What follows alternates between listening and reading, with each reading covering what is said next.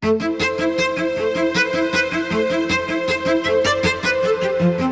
gerbang Perang Dunia Ketiga resmi dibuka.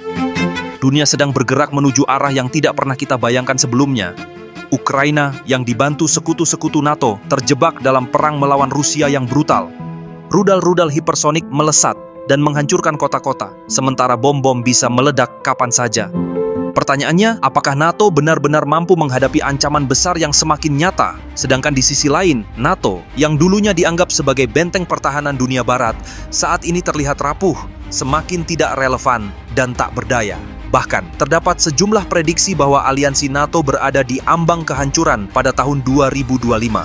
Prediksi ini diungkapkan oleh Philip Spayson O'Brien, seorang profesor hubungan internasional Universitas St. Andrews di Inggris Raya. Dia mengatakan bahwa invasi Rusia ke Ukraina adalah biang keladi terbesar yang memicu keruntuhan NATO. Bahkan, dia menyebut bahwa Ukraina memang didesain untuk berperang dengan cara yang keras, bukan dengan cara yang cerdas. Untuk memahami secara utuh potensi kehancuran NATO, kita perlu melihat berbagai perspektif yang melibatkan faktor-faktor internal dan eksternal yang saling berinteraksi.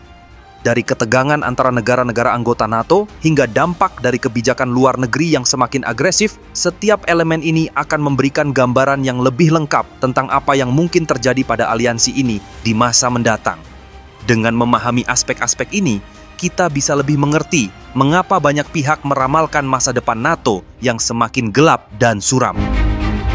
NATO, yang merupakan singkatan dari North Atlantic Treaty Organization, didirikan pada tahun 1949 dengan tujuan utama menghadapi ancaman Uni Soviet, sebuah negara adidaya yang saat itu memimpin aliansi Pakta Warsawa. Ketika Uni Soviet runtuh dan bubar pada tahun 1991, ini berarti NATO kehilangan musuh utama yang menjadi dasar keberadaannya. Dalam konteks ini, seharusnya NATO juga ikut bubar karena tujuan utamanya telah tercapai. Sayangnya, alih-alih dibubarkan, NATO justru tetap eksis sembari memperluas keanggotaannya. Bahkan, organisasi ini mulai memasukkan negara-negara bekas Uni Soviet dan bekas anggota Pakta Warsawa. Tidak hanya itu, NATO mengalami perubahan yang sangat mencolok, yang awalnya hanya bersifat defensif, tetapi saat ini berubah menjadi organisasi yang cenderung sangat agresif. NATO kini lebih sering terlihat sebagai perpanjangan dari kebijakan dan kepentingan geopolitik Amerika Serikat. Selain itu, organisasi ini tampaknya hanya mencari-cari musuh baru, menciptakan ancaman yang dibuat-buat untuk mempertahankan eksistensinya. Inilah alasan mengapa banyak negara di dunia geram terhadap NATO. Sebab di balik retorika indah tentang menjadi polisi dunia dan menjaga keamanan internasional, NATO telah berubah menjadi alat penegak tatanan unipolar yang didominasi oleh Barat. Citra buruk NATO tercermin dalam berbagai tindakannya yang kontroversial dan merugikan negara-negara lain. Misalnya, NATO terlibat dalam pengeboman Serbia, melancarkan perang agresi di Afghanistan dan Libya, memporak-porandakan Irak, dan mendukung Israel dalam upaya mencaplok wilayah Palestina. Dukungan ini telah memperburuk penderitaan rakyat Palestina dan memperdalam berbagai krisis kemanusiaan, terutama di wilayah Gaza. Dengan kata lain, dalam berbagai kasus, tindakan NATO menunjukkan bahwa organisasi ini lebih sering menjadi alat geopolitik Amerika daripada penjaga perdamaian global. Dan hal inilah yang terus menuai kritik dan kecaman dari berbagai negara di dunia. Dan kini, NATO menemukan musuh barunya, yaitu Rusia. Dengan dalih menjaga keamanan dan perdamaian, NATO memasok persenjataan dan dukungan militer kepada Ukraina. Tindakan ini menjadi sangat kontroversial karena Ukraina memiliki kedekatan geografis dan historis dengan Rusia. Dan ketika Ukraina semakin condong ke NATO, hal ini dianggap oleh Rusia sebagai ancaman langsung terhadap stabilitas dan keamanannya. Dan hingga saat ini, campur tangan NATO bukannya menciptakan perdamaian antara dua saudara kandung yang saling bertikai, tetapi justru memperburuk ketegangan regional yang sangat bertentangan dengan prinsip netralitas yang seharusnya dijunjung tinggi. 7 dekade lebih telah berlalu, dan kini NATO telah berusia 75 tahun sejak didirikan pada tahun 1949. Meski tetap eksis, NATO terus memikul citra buruk di mata banyak negara di dunia, dan citra negatif ini tidak muncul begitu saja, melainkan merupakan hasil dari tindakan-tindakan kontroversial yang dilakukan NATO atas instruksi dari Kekaisaran Amerika Serikat. Pada gilirannya, citra buruk yang melekat pada NATO inilah yang menjadi pertanda kehancurannya sendiri. Bahkan, Profesor Philip Spayson O'Brien memprediksi bahwa NATO akan tercerai-berai pada tahun 2025. Jika prediksi ini menjadi kenyataan, itu menunjukkan bahwa organisasi ini tidak lagi relevan atau telah kehilangan relevansinya. Ketidakpercayaan publik terhadap NATO yang pandai beretorika hanyalah salah satu dari sekian banyak faktor yang mengarah pada keruntuhannya. Selain faktor tersebut, Philip Spacen O'Brien juga menambahkan bahwa terpilihnya kembali Donald Trump sebagai presiden di tahun 2024 juga menjadi faktor utama yang memperkuat prediksi ini. Berdasarkan kebijakan Trump selama masa jabatan kepresidenannya pada periode tahun 2016 hingga 2020, terlihat jelas bahwa ia cenderung menarik diri dari peran tradisional Amerika sebagai polisi dunia.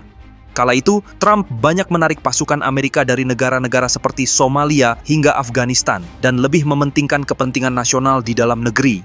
Selain itu, ia bahkan membatalkan partisipasi Amerika dari sejumlah organisasi internasional seperti Perjanjian Paris, WHO, hingga kesepakatan nuklir dengan Iran.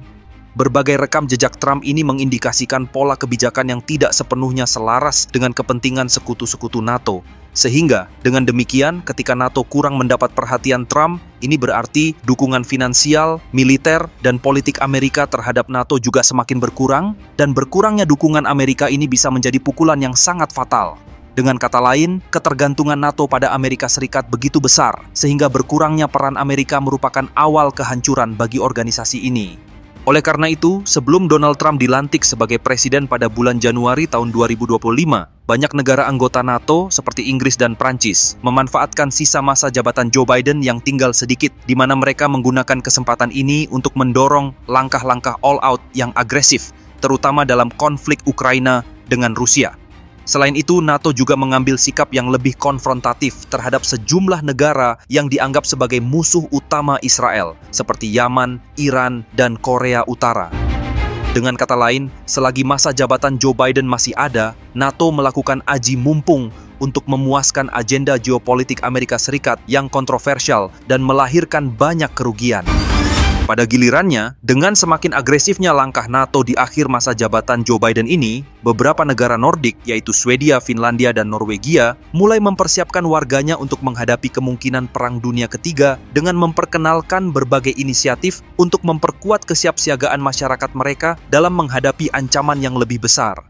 Di Swedia, pemerintah mendistribusikan buku panduan berjudul If Crisis or War Comes kepada 5 juta penduduk, yang berisi panduan perlindungan diri saat menghadapi ancaman seperti serangan udara, nuklir, atau senjata kimia.